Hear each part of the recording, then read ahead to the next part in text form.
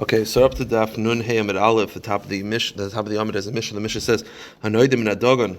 If someone says he's not going to eat Dagan, now Dagan is technically translated. Here's the thing: the technical translation of Dagan is anything that's piled. Now they would pile grain, so Dagan is always used in the classic vernacular for the five grains. But technically, Dagan literally means anything piled. Conceptually, you could have other things included in Dagan. But says the Mishnah, Hanoidim in a Dagan, if you say you're not going to eat Dagan, also b'pula mitzvah yavish, you're not allowed to eat dried Egyptian beans. Although they're not the five grains, but they were also piled like the five grains. So Rav Meir felt that included in the word Dagan is any type of food that's piled. So included those beans. Chacham say no, Dagan means the five minim. While Egyptian beans are piled, that's not what the word Dagan literally means. So the Gemara says, the Mishnah continues, Rav Meir says, Hanoidim in atfua, ella b'chamishes haminim. Rav Meir says, I agree with you that if you were to say tvua, it would be the five grains. But if you say Dagan, it means anything that's piled. So you're allowed vegetables and fruit, because vegetables and fruit were definitely not piled in granaries. But say machlekes of whether Dagan includes Egyptian beans as well. So the Gemara says, Lamemer de Dagan called the midgan masha. That means, according to Rav Meir, Dagan means any food that's piled in a granary. Meaning Dagan does not mean the five grains, it means anything that's piled in a granary. Maser Rav Yosef has a kasha. The pasuk tells us that in the times of King Chizkiah Melech, the Jewish people were not super careful. Can I ask a question? In the Mishnah, what's the difference between that? Is there's a Tanakama, and then there's it's Rav Meir again. It's different Meir. It's the same Meir. Okay. So, in the times of Chizkiah Melech, the Jewish people were not super careful with Trumas and Maisus. So Chizkiah was pushing them to be careful with Trumas and Maisus. So the pasuk says, "Ukfreitz hadavar hirbu b'nei Yisrael." Due to the decree of the king, the Klal Yisrael were marabeh. Reishis Dagan Tirish v'Yitzar. The pasuk says that the Jewish people were careful to separate Meiser from Dagan. Notice the word Dagan and Tvuas Asada. So you have the word Dagan and Tvuas Asada. V'Amr Dagan called the Midgan Mashka. Now, if Rav Meir is right, that Dagan means anything that's piled in a granary, then what do you add by Tvuas Asada? Meaning, if the word Dagan only means the five grains, then Tvuas Asada is inclusive of other things. But if you tell me Dagan means anything that's piled, then what's Tvuas Asada adding? So the Gemara answers very simply. Amar Baila, so Paris Ilam Tvuas Asada means anything that grows in the field, so in fruits and vegetables. So Dagan can literally mean anything that's piled in a granary, but Tvuas Asada is inclusive of fruits and vegetables. Makes a lot of sense. Okay, now the Gemara goes weiter. By the way, I saw Taisus has a kasha. Taisus kasha is his answer. I'm not going to go into it right now, but his kasha is that according to Rav Meir acknowledges that the pasuk uses the word Dagan to mean grain.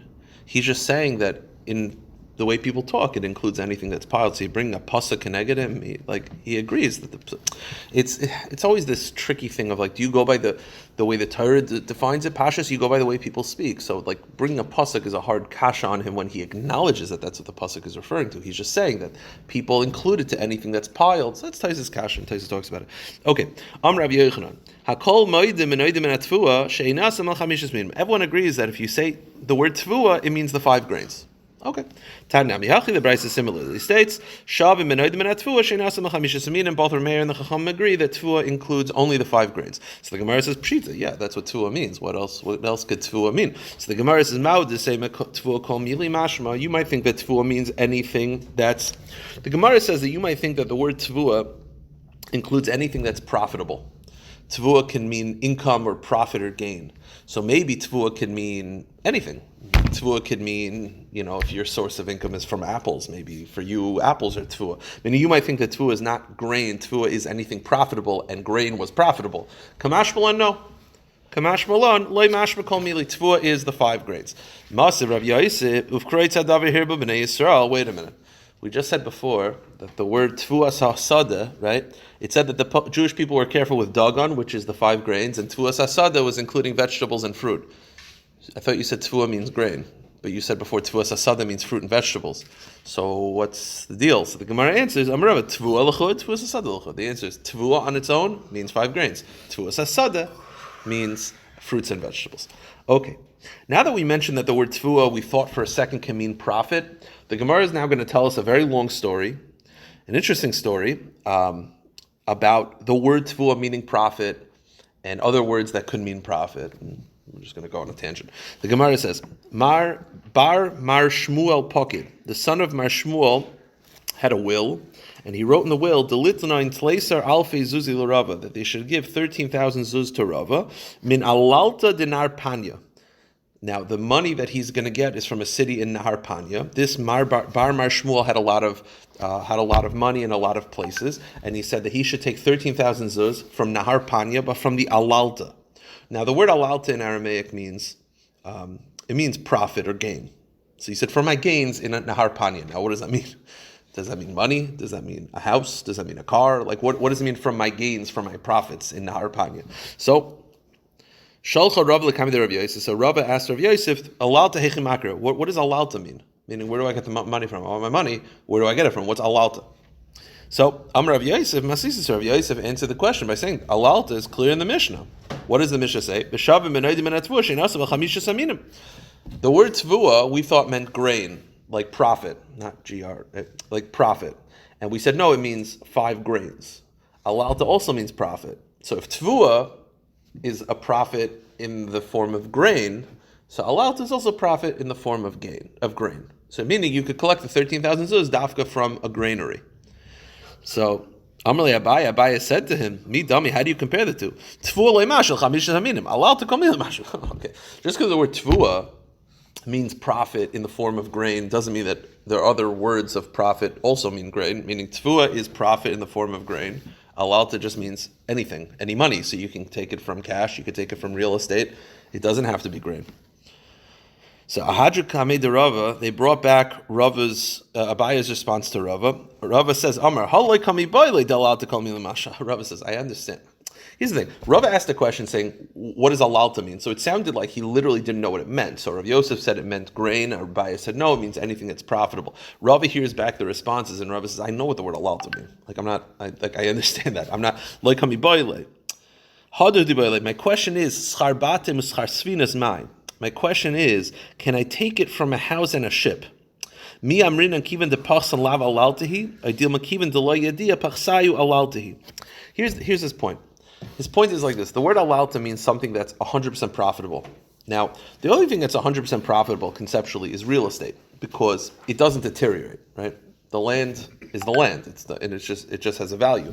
Now, the only way you can lose money on real estate is if the market value goes down, but the actual thing itself doesn't deteriorate. His question was, he could definitely collect alalta from real estate. The question is, can he take it from a houseboat? Because you see, the houseboat, it makes money because you could rent it out, but it does deteriorate over time. So is that called a 100% profitable item like real estate? Or, because you get rent like real estate, but on the other hand, it does deteriorate over time, but the deterioration is very subtle and it's very minimal. So the question is, renting out, if someone makes money from renting out a houseboat or renting out cars, can he collect the money from that? Is that called alalta? Mobile also. Yeah, mobile, all these things. Because, so it makes money like real estate. So, and the money that you'll make will far outweigh the deterioration, but it does deteriorate. So it's not exactly real estate, which doesn't deteriorate. A land doesn't deteriorate, land is land. That was his question.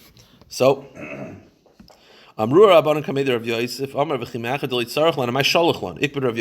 Yosef hears this back and forth, and he says, wait a minute, see, he's making me crazy. Rava sent the kasha to Rav Yosef, what is alalta? So Rav Yosef thinks that he doesn't know what alalta is, so he answers him. Now he realizes not only does he know what alalta is, he has his whole shikol Torah about doesn't mean a houseboat. So Rav Yosef says, so why is he bothering us if he already knows this much? He got upset. Rav Yosef got annoyed that he's like making me crazy. He makes it sound like he needs me for a shaila. He's already way more advanced. So Rav Yosef got annoyed that he was bothered. Okay. What are we supposed to learn from Rav Yosef getting annoyed? Maybe Rav Yosef felt that a bacher at certain points should be on his own. He doesn't need to ask his Rebbe every single little shaila. I'll tell you after the daf. I'll tell you something just about that. It wasn't like Hillel. No. Maybe Rav Yosef. No, but I'm not sure. I'm not sure. Rav Yosef. Was this a bad meter that he got upset? No. No, if it brings it down to the Gemara, it's not going to be bad. It just means that the Gemara is going to say that Rava apologized. Maybe also that, I think what bothered him is that Rava misguided the question to make it seem like he didn't know anything. He should have said, I understand what this is. What is that? As opposed to going over and saying, like, what are tefillin? When you really want to know, you understand. So I think that he bothered him that he should have been more specific. So the Gemara says, Shama Rava, when Rava heard that his Rebbe Rav Yosef was upset, so he came to him Erev Yom Kippur to ask for Mechila. Now while he's there, the following story took place. So while he's there in Erev Yom Kippur, so Rava gets to Rav Yosef's house, and he sees, Rav Yosef was blind, and he sees that Rav Yosef's attendant is mixing wine, right? They would dilute wine, 3 parts water, 1 part wine. And he's diluting the wine for Rav Yosef to bring in it. So Rava says to him, Amar le havli damzele ano. I'm here anyway, can I dilute the wine? Can I bring it to my Rebbe? So Yoav so the Gabbai, the Shamash says, sure. He dilutes the wine, brings it into Rav Yosef. And again, Rav Yosef is blind; he doesn't know who's there. Kikashasi Amar, when Rav Yosef, who was blind, drank the wine, he says, "Hadin mizga dami lemizga the Rava breder Rav Yosef bar Chama." This tastes like wine that Rava would prepare. And he tells the Gabbai, the Shamish, wine tastes a little different. I guess that he had a different ratio, or how he did it. It was like Rava's, secret sauce. So he said, "This wine tastes like something Rava would make." So Amar Le, he knew. So Rava says, that's me. I'm the guy. So I'm here. So Amar Le, Rav Yosef says to him, don't sit down, meaning don't leave until you tell me the pshat in the following pasuk. The pasuk says, "Umimidbar matana mimatana nachliel uminachliel bamos." The pasuk is describing the Jewish people's travels. It says we went from the midbar to matana to nachliel to bamos. Now, pashtus, these are all places. But he wanted to, Rav Yosef wanted to have like a agada to the Gemara, like an agada to explain what do all these places symbolize in serving Hashem. So Amalei Rava said like this. Kivan she'oisa, the Rava says this pasuk is describing how a Jew can attain Torah. The first thing is, if you want to attain Torah, you have to be like a midbar, which is Kivan she'oisa adam esatzim midbar shu mufkar lakol. The first thing is you have to be like a midbar. Now the Gemara has different pshatim throughout Shas of what a midbar, the symbolism of a midbar. The Gemara sometimes says that people step on a midbar, that you have to be like humble. But now the Gemara says that mufkar, open. Midbar doesn't belong to anybody. It's open to everybody. So you have to be able to teach everybody, not just teach people you want to teach. You have to be willing to teach anybody. If a Jew is willing to be open and teach anybody and interact with all Jews, midbar, then matana. Then Hashem will give you more Torah as a gift. Then matana, nachliel. If your Torah is given to you as a gift, then it's an inheritance, meaning then Hashem will send it down to your children and your grandchildren, that the Torah will be given over. So midbar matana nachliel. Then, and then you'll become a big leader, you'll become a big gadol. Bamos means lifted up.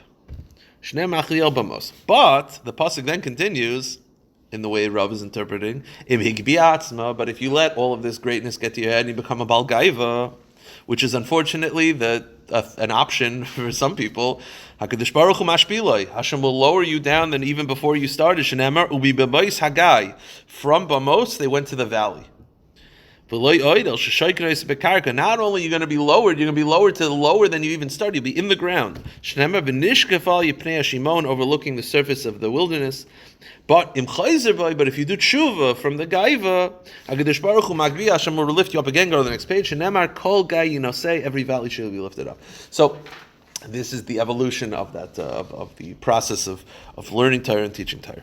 Okay, fine. The Gemara continues. Tanya Hanoidim in Adagon. Back to the Mishnah. If you say you're not going to eat, answers the question about Halta. Correct. He doesn't even answer. Yeah, he didn't need him. Rava could figure it out. Hanoidim and Adagon. If you ask a dagon, aser af bepula mitzri yavish. You're prohibited to even have dried Egyptian beans. This is because Rav Meir Shita is that dagan includes anything that's stacked in a granary. Umoter balach, but you're allowed to have fresh Egyptian beans because those were not stacked. Umoter bar is you're also allowed to eat rice because they would not put rice in a granary. Bechilga, betargis, ubetisni. Chilga, targis, and tisni. This we had. in some Masechta. These are different types of grits, split 2 ways, 3 ways, or 4 ways. I'm assuming the 6 parak of brachas, but that's just from a guess. But so those were also, once they were split, the grits were not kept in a granary, and therefore they're not included in the terminology of dagan. Okay, so the Gemara says that if you aser the fruit of the year, Peres Hashana, so aser b'chol Peres Hashana, you're not allowed to eat anything that grew that year. But mutter b'gdiyim, you're allowed to eat gediyim, tloim, cholav, beim, gazalas. You're allowed to eat chickens, eggs, milk, lambs, goats. And you'll say, why would I think you're not allowed to? Because you might think that Peres Hashana means anything that developed this year. So baby chicks that were born this year maybe is called Peres Hashana, because you might think that Peres Hashana doesn't just include fruit. It means any growth that developed this year. No, Kamashlan, Peres Hashana means fruit. But Imamar Gidule Shana, if you say I'm not going to benefit from anything that developed this year, then it's asabak kulan. You're now allowed to have a milk because the milk was developed this year. It doesn't have to be Gedule. Usually you think grown, but Gedule just means developed. Oh, Hanoidim in Peres Haaretz, the Brisa continues. If you say a nether, you're not going to eat fruit of the earth, also b'chol Peres Haaretz, you're not allowed to have any fruits or vegetables. But umuter b'kmeina pitris, but you're allowed to have truffles and mushrooms, because truffles and mushrooms are not considered growing from the ground, right? They're the bracha shahakol. But imamer gedula karki alai, but if you said I won't have anything that grows from the ground, asa b'kula. You see, mushrooms are not called Peres Haaretz because they're not technically vegetables, but they do grow on the ground. So if you said gedule karka alai, if you said I won't eat anything that grows from the ground, well, mushrooms do grow from the ground. Fine. Now here's the problem. The problem is we're right now defining mushrooms as gedule karka. They grow from the ground. Here's the problem. Or many, we have a contradiction. The Gemara says in brachas, al davar shein gedule min haaretz, things that don't grow from the ground are shahakal, like eggs, meat, or mushrooms. Vitanya, al melech, salt, zamis, salt water, kamei and pitrios, truffles, mushrooms, are mishakoni bevare. So wait a minute. You're telling me that mushrooms are called gedule karka, but it says if it's not gedule min haaretz, it's shahakal. And mushrooms are shahakal, which means mushrooms are both at the same time gedule karka, and they're not gedule min haaretz. How could you both be gedule karka, it grows from the ground, but it doesn't grow from the ground? So it's like, oh, it's included in the neder of growing from the ground, but it's not a hadama because it doesn't grow from the ground. So fungus. So yeah, fine. I agree with you. It can grow on the walls. I agree. But then why is it included in the neder of gedule karka? Meaning you're telling me it's gedule karka for nedarim, but for brachos it's a shahakal. That doesn't make sense. So the Gemara answers, Amar Abaya, mirva rovu me'ara, meinek me'avir yonkiv me'ara. The answer is, they grow from the ground, but the nutrients they get is from the air. Therefore, in brachas wise, because the nutrients it gets from the air, it's not considered a vegetable, and therefore it's shahakal. But for nedarim, it technically does grow from the ground, majority times. Because it does grow from the ground, technically it does come out of the earth, therefore it's included in the neder of gedule karka.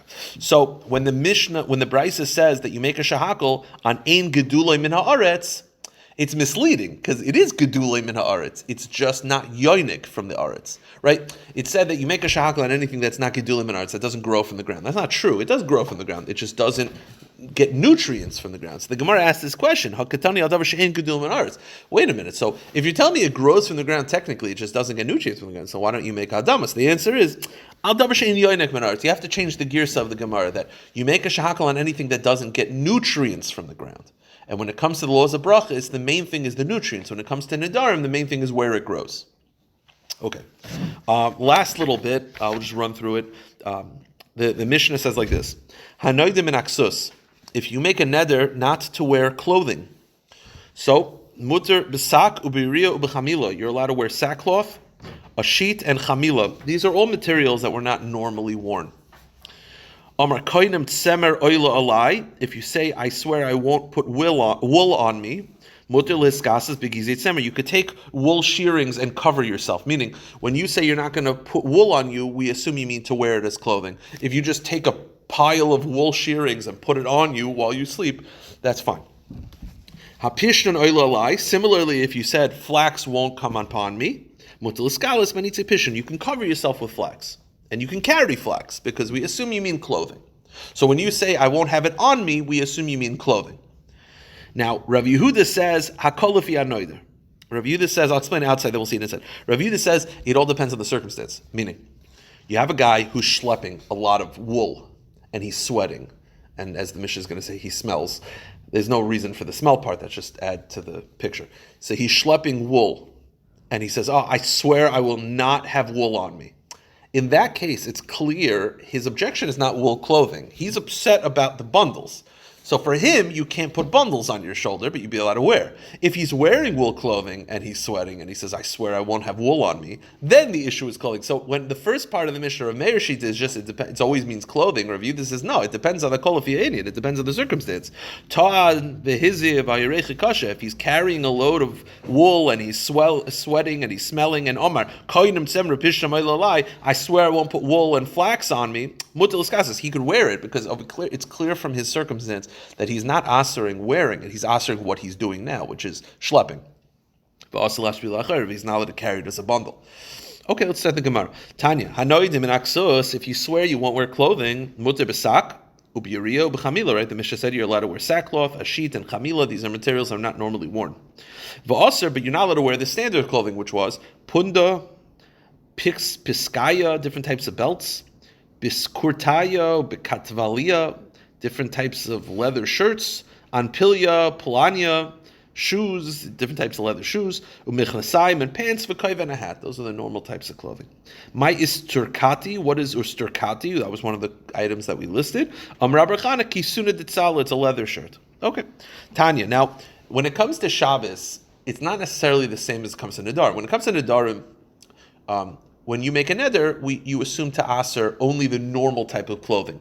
If you take, it's not normal to take a garbage bag and wear it. Except there's one time where it's super normal, and that's on Shabbos when it's raining and you don't have a raincoat. People will put it on. So you see that. So the Mishnah is saying that when it comes to Nedarim, we go by the regular thing. You could, if you say you're not going to, I swear I won't wear clothing, you could wear a garbage bag because that's not normal clothing. On Shabbos, though, why are you allowed to do it? If it's not normal clothing, then it's considered carrying, right? If I take a chair and put it on my head, it's a hat. No, it's not. That's not normal clothing. The answer is when it comes to Shabbos, we're more inclusive. Anything that's considered a garment material that is being worn to protect you from the elements is considered clothing for carrying. But when it comes to Nedarim, we go by the standard clothing situation. So the Mishnah says, Meaning what? meaning when it comes to clothing, it's what's considered normally worn. So A garbage bag is not normally worn, but by Shabbos you could wear a garbage bag outside without the Eruv because it's a material that's protecting you from the elements, which for the laws of Shabbos, that's the definition of clothing. When it comes to Nedarim, it's what's normally worn as clothing. So it's a little bit more inclusive for Shabbos than by Nedarim. Even when it comes to Shabbos, you can't take a seasons box and put on your head and say, oh, this is my hat. No, it's not, because that's not a normal thing. Even when it comes to Shabbos, that's not considered taking a material and wearing it for that happens to be, when it comes to Shabbos, it's very complicated about knowing. I just know that when it comes to, it was one of the biggest machloksim that started out. If you look in Igros Moshe Chelik Aleph, one of the few tshuvas that Mamish created a little bit of a firestorm, Moshe held that to put like a rain, like those plastic rain things on your hats. Yeah. Moshe felt that was potentially a problem for carrying because he said it's not a normal material and it's not covering you. It's protecting your clothing, which is not considered clothing. Clothing in halacha is material clothing protecting the body from elements, not protecting other garments from elements. So the Shabbos has its own sort of category. That's the main point of the Gemara, as opposed to Nedarim, which has its own category. The Nedarim is normal. Shabbos is material that's protecting the body from elements or worn for fashion. So that rain gear that I wear would be us. No, because that covers up. No, because over there it's covering up your body. Over there it's just on your hat. It doesn't add warmth. It doesn't add protection to your body. It just protects the hat. Even that, by the way, if you look at the Igros Moshe, there's like 7 places he can disagree with it. Whatever, it's a shy letter for now. Tanya, the Brisa says in Shabbos, Yoitzin besak ba'ava ubiskus ava. You're allowed to go out on Shabbos without an eruv, without an eruv, with sackcloth, sagus, which again is not clothing for Nedarim, but it's clothing for Shabbos. Ubiyariya b'chamila, a sheet and a chamila b'negasham, because it protects you from rain. Avalei b'tevelei b'kupel mechzeles, but you can't go out with a mat or a box or a basket on your head, because that's not considered clothing. That's considered a maser. That's considered an added weight. Haroyim yoitzin besakim, but shepherds can go out with sackcloth because that is considered normal clothing for that people. By the way, you do see that when it comes to Shabbos, it also goes by subcategories of people. That's the Aruch HaShulchan famously said that a soldier is allowed to go out with a gun, because that's his clothing. That's part of his, his garments. The Gemara says, the truth is, once the shepherds go out with the sackcloth became normal clothing for other people as well. Now, the last part of the Mishnah was that when the first part of the Tanna Kama, I think it was Rameir, said that if someone says, I swear I won't put flax on me, he means to aser wearing, not aser carrying. Rav Yehuda said it depends. So the Mishnah started to describe Rav Yehuda's opinion. The Brisa just speaks it out fully. Rav Yehuda says, "Hakol lefi anoida." It depends on the circumstance. Meaning, what's the case? Tanya, Kate said, "I'm Rav Yehuda hakol lefi anoida." What's an example of Rav Yehuda saying it's all circumstantial? Hayelavush tzemer vatzar. If you're wearing wool and the guy's clearly uncomfortable, it's hot, it's the summer, whatever it is, it's itchy. And he says, "I swear, wool shall not be on me."